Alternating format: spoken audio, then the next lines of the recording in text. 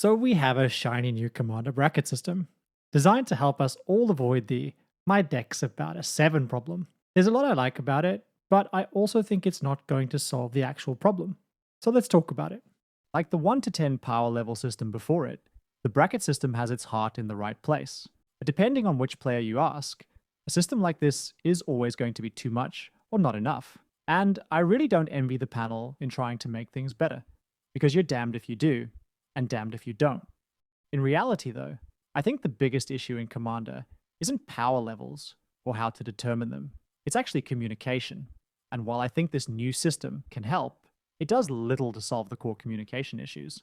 This is because the bracket system, the 1 to 10 power scale, or any power metric is built on a faulty premise that the best way to set up a good game of Commander relies on better classification of our decks. It's not surprising to me that we, as Commander players, would look to more systems, checks, and boxes to solve problems. We are, after all, people who play a complicated 100 card singleton strategy card game for fun, but I would argue that most players don't need better categories to have more enjoyable games of Commander. They need a better understanding of what they want from a game and how to express it, and that's where we should go looking for answers. Even if someone comes up with the perfect system, it still relies on players to accurately rank their decks, which is always a bit of a disaster, then honestly communicate their deck's strength, which is an even bigger disaster, and agree on a shared interpretation of a system that doesn't define hard rules for everything. There are simply too many variables for the system to be the only answer. How a deck is received by a pod isn't just about your commander or how many spicy cards you have. It's about interaction density, speed, consistency, and most importantly, play patterns. Any system can be abused, and I've already seen people make ridiculously strong decks, like a near CEDH level Nekasar Wheels list that is technically a 1, but is actually a high 3 or low 4 on the bracket scale in terms of power. I can also build something like a Grave Pack Lock into a bracket 2 deck and ruin my friend's night. So unless every player at the table shares an equal, deep knowledge of the game and has the ethics and empathy to match, a system is just giving people another vague metric to disagree about or abuse. That said, I do think the brackets and the game changers list are good ideas, but not for the reasons you may think. I really like the broad descriptions of the brackets and the explanations behind why the cards are on the game changers list, because I think the reasons why matter more than the cards themselves. Banning or restricting individual cards doesn't actually teach players why they're problematic. If someone understands why Thassa's Oracle wins feel bad, they'll also understand why a different 2-card infinite combo might not fit their game either. The underlying issue is gameplay philosophy and patterns of play, not just specific cards. So I'd love to see those reasons and justifications displayed as prominently as the list of cards themselves, because sadly, I'm willing to bet that the vast majority of players have seen the list of cards shared in Discord or on social media, but maybe 20% have seen why they are on that list. Instead, they're having uninformed debates on Reddit or building overpowered bracket 1 or 2 decks because the system allows it. You know what's better than doing that? Becoming one of my subscribers. 85% of my regular viewers, so probably including you, aren't subbed. I'm hurtling towards 10,000 subs, so help out and come join us. My community of subscribers is unbelievably based and are obviously master communicators. But let's be real, many Magic the Gathering players aren't exactly known for their social skills. And the problem isn't that we lack power level brackets, it's that players don't know how to communicate, don't feel comfortable communicating, or don't want to communicate because it serves their nefarious intentions. The majority of bad commander experiences don't happen because decks are too strong. They happen because expectations weren't set properly. That's why a bracket system by itself isn't the answer. And I think we need a mandated pre-game conversation workflow that actually teaches players how to have good discussions. Because I'm willing to bet that most pre-game conversations you're in now are fluffy and ineffective, if they're happening at all.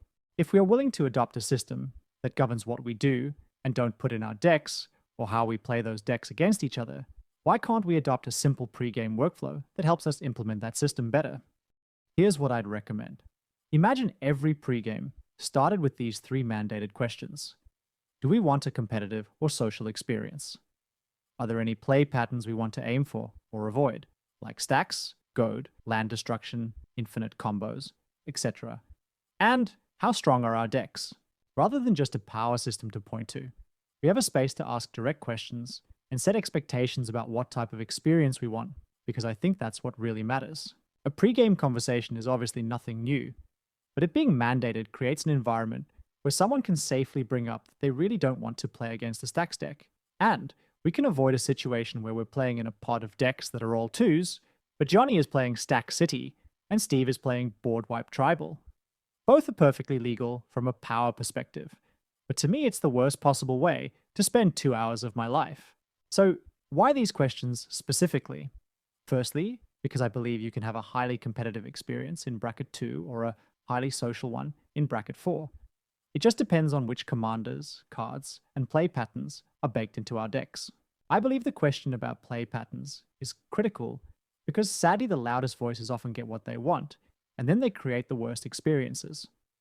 This hopefully gives those less confident a safe place to bring up that they really don't want to play against a Super Friends deck, or maybe they want a land destruction friendly environment, or definitely don't want mill because it wrecks the one deck they've got.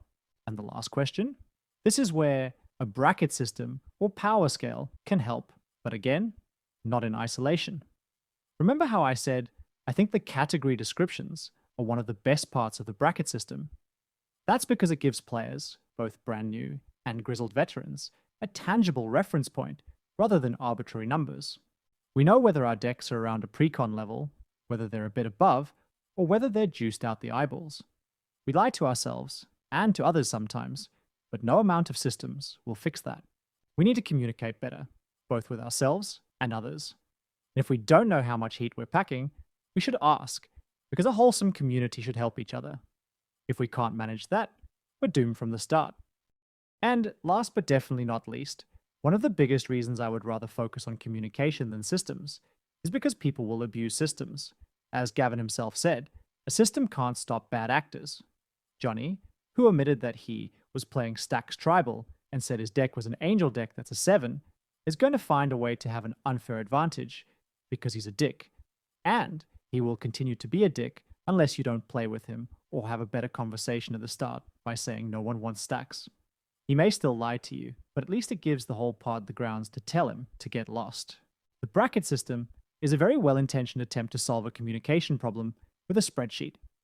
And unless commander players, or the panel, find a way to communicate better, we're just going to keep having the same conversations over and over again. So from my perspective, I'd love to see us and the commander panel creating a mandated safe space for clear communication, because once we do that, we may not even need a bracket system to have great games. We'll just need a conversation. If you enjoyed this, drop the video a like. And more importantly, what are your thoughts on the new bracket system? As always, thanks for watching.